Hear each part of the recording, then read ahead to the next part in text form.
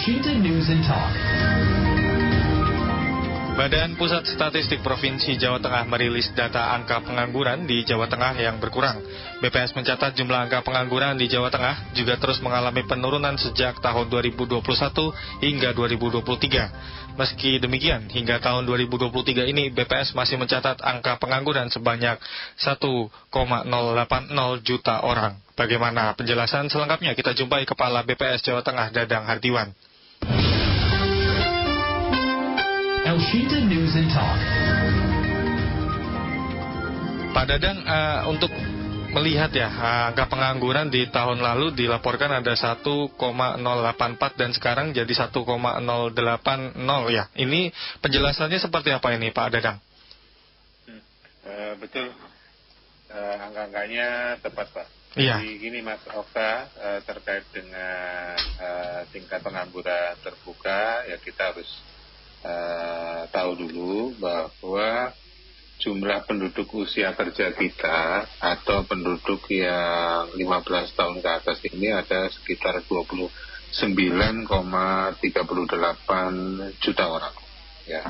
Dan penduduk usia kerja kita dari tahun lalu ini mengalami kenaikan 1,89 juta orang. Jadi ada kenaikan di penduduk usia kerja. Nah, penduduk usia kerja ada yang masuk sebagai angkatan kerja sekitar 21,07 juta orang. Di sisi lain ada yang juga yang bukan angkatan kerja 8,31 juta orang, seperti misalnya hanya mengurus rumah tangga, sekolah, dan kegiatan-kegiatan yang lain yang tidak terkait dengan kerja. Jadi ini ada 8,31 juta orang.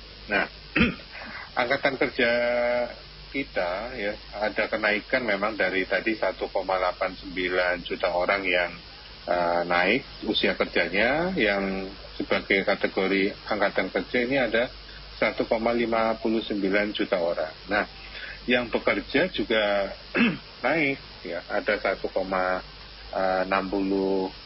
juta orang, ada 1,6 juta orang lah. Tetapi di sisi lain pengangguran turun 4.000, sehingga tingkat pengangguran yang sekarang yang di Agustus 2023 menjadi 1,08 juta orang ya. Nah itu kalau di persentasekan atau tingkat pengangguran terbukanya menjadi 5,13% yang sebelumnya 5,57. Itu secara angka-angka statistiknya. Itu Mas Okta. Iya. Pak Dadang, untuk sebenarnya persebaran angka pengangguran di Jawa Tengah ini seperti apa Pak untuk datanya saat ini? Jadi kalau kita lihat dari sisi persebaran ya, kalau kita lihat dari peta ketenagakerjaan atau boleh dikatakan terkait dengan pengangguran ya, bahwa memang tingkat pengangguran yang masih kategori cukup tinggi ya, bukan tinggi karena ini semua sudah di bawah 10%, bahkan untuk tahun ini ya Agustus 2023 ini sudah nggak ada yang 9%-an, semua 8%. Jadi kalau kita lihat dari daerah-daerah Pantura bagian barat inilah yang sebetulnya cukup tinggi ya, kategori cukup tinggi lah, karena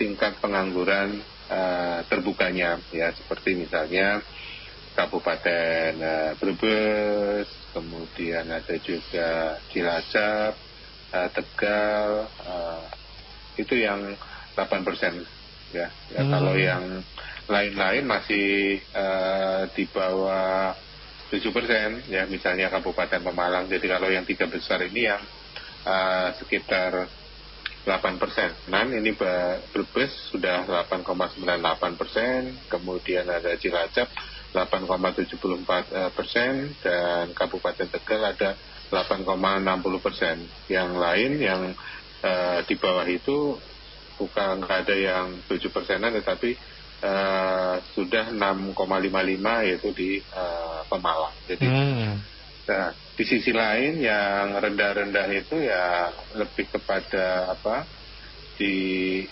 wilayah daerah-daerah timur lah, seperti yang Wonogiri gitu ya. Wonogiri ini kan memang tempat-tempat yang memang banyak mensuplai tenaga kerja kan ya. Wonogiri ini sampai 1,92% ya. Kemudian juga ada Temanggung, kemudian Rembang, ini juga termasuk juga Blora yang rendah. Tapi kalau yang di bagian-bagian tengah ini relatif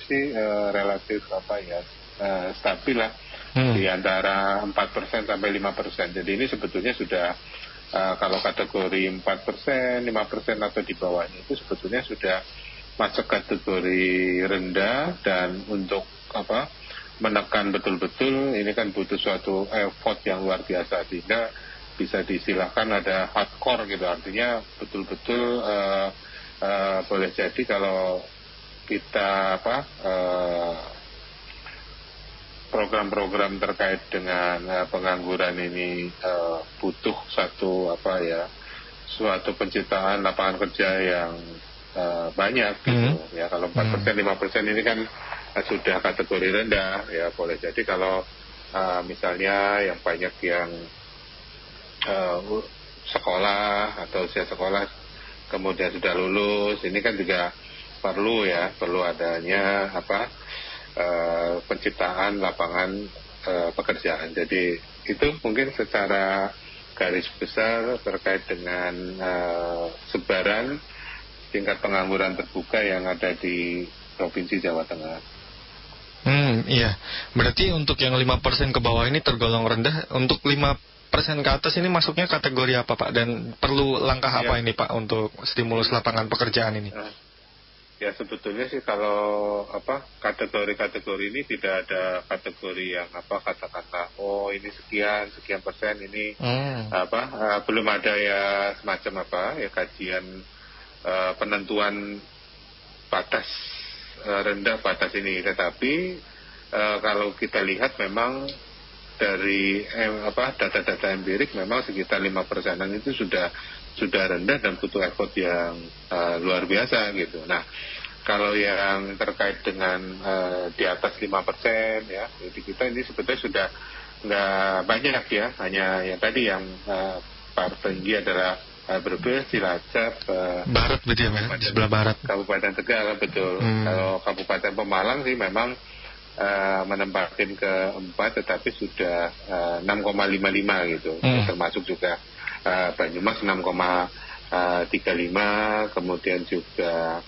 Batang 6,06%, kemudian juga Kota Tegal 6,05%. Jadi itu yang betul satu penciptaan lapangan pekerjaan baru ya. Misalnya kita katakanlah membuat satu kawasan itu kan juga perlu diantisipasi. Kalau biasanya kan kala gitu kan penyerapan tenaga kerja lokal ini kan juga perlu menjadi perhatian ya, supaya pembangunan atau yang padat karya ini bisa diarahkan untuk tenaga kerja yang lokal gitu.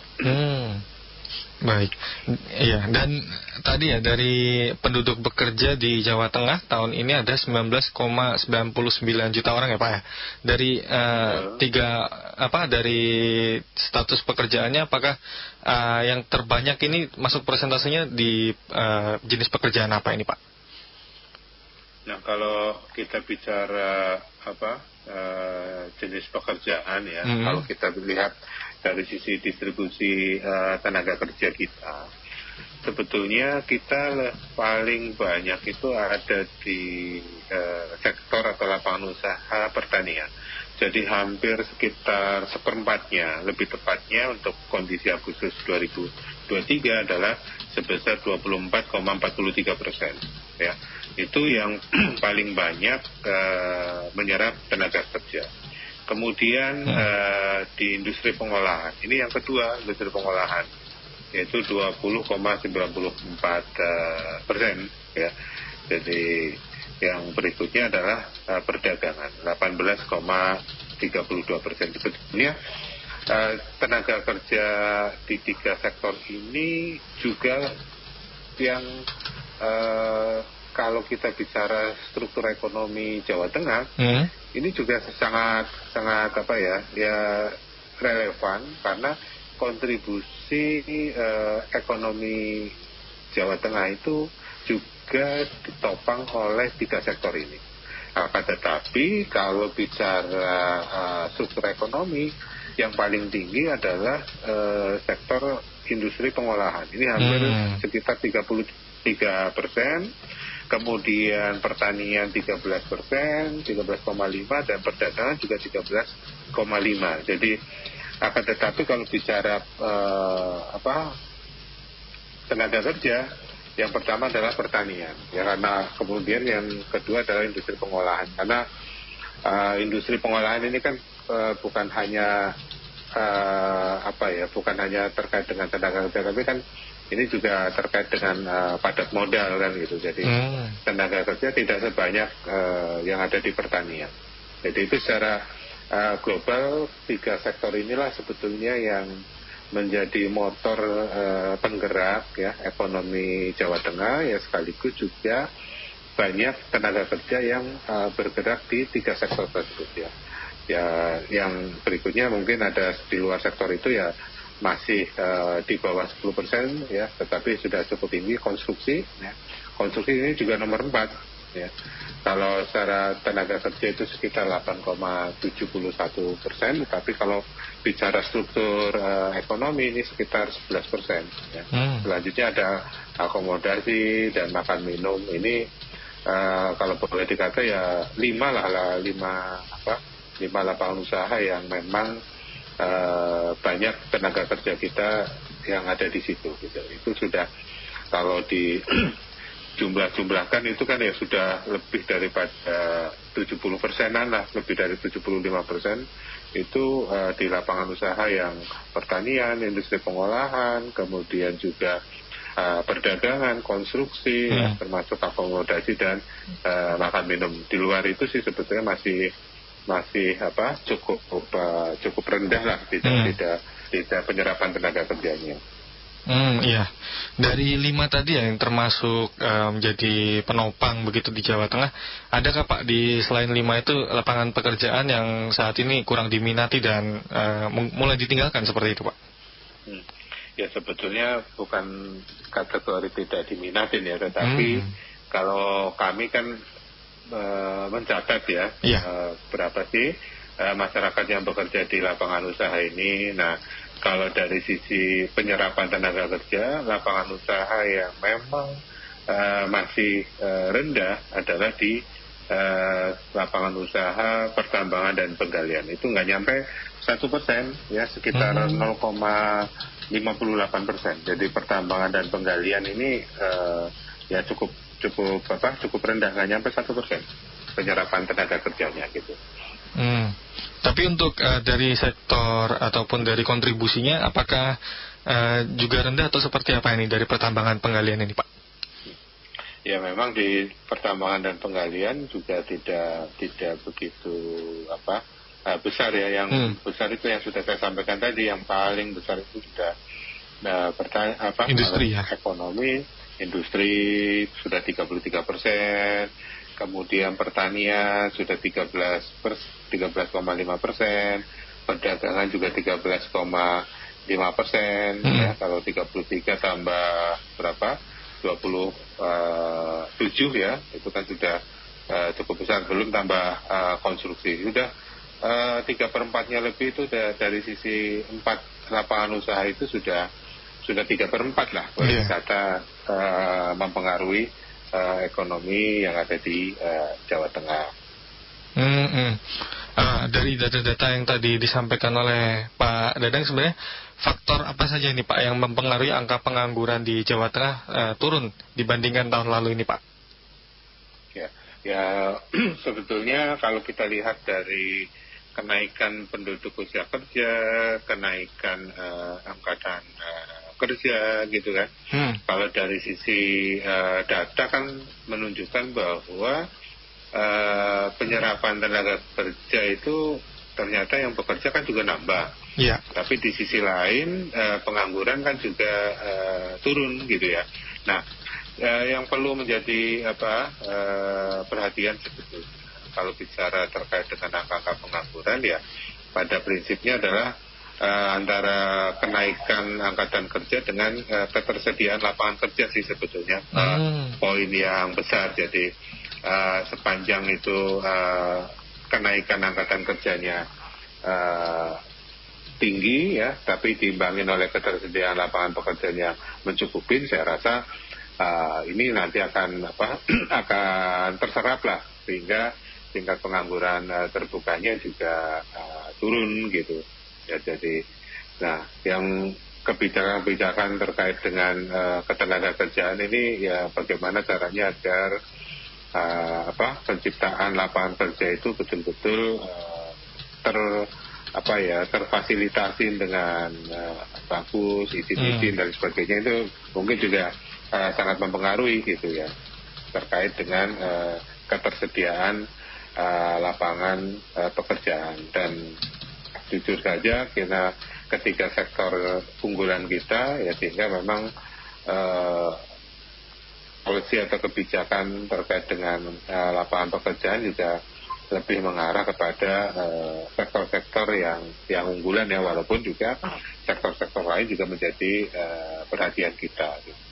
Iya, baik Pak Dadang, terima kasih atas waktunya bersama El Sinta dan juga pemaparan data-datanya. Selamat siang Pak Dadang, selamat kembali beraktivitas Bapak. Selamat siang Mas Okta, matur nuwun. Iya, demikian pendengar, informasi dari Kepala Badan Pusat Statistik Provinsi Jawa Tengah, Dadang Hardiwan. El Sinta Semarang News and